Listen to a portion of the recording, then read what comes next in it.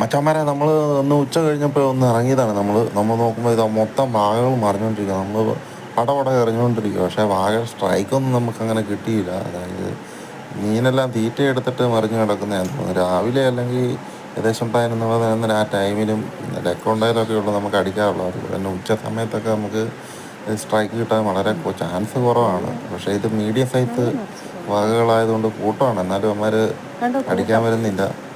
നമുക്ക് 2-3 ഫോളോ കിട്ടിയായിരുന്നു. പക്ഷേ സ്ട്രൈക്കൊന്നും അങ്ങനെ കിട്ടില്ല. നമ്മൾ നിന്ന് എറിയുകയാണ്. നമുക്ക് ഈ സ്പോട്ടിൽ നിന്ന് ഇഷ്ടം പോലെ വാഗ അടിച്ച് കയറിയിട്ടുള്ള 10-14 വാഗ ഈ സ്പോട്ടിൽ നിന്ന് തന്നെ നമുക്ക് കിട്ടിയിട്ടുള്ളതാണ്. നമ്മൾ എറിഞ്ഞുകൊണ്ടിരിക്കുകയാണ് ഗെയ്സ്. നമുക്ക് നോക്കാൻ വല്ല അടിക്കുമെന്ന്.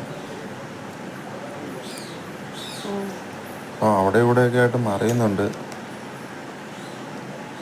നമ്മൾ എറിഞ്ഞുകൊണ്ടിരിക്കുകയാണ്.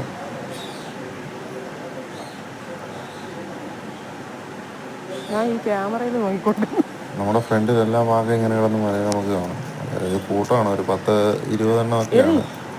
ഇങ്ങനെ കൂട്ടം പറയുമ്പോൾ നമ്മൾ എറിയുമ്പോൾ വാഗ അപ്പം ആ കൂട്ടത്തിൽ നിന്ന് 2-3 പുറകെ വന്ന് അടിക്കും. അങ്ങനെയാണ് നമുക്ക് അടിച്ച് കിട്ടാറ് കൂടുതൽ.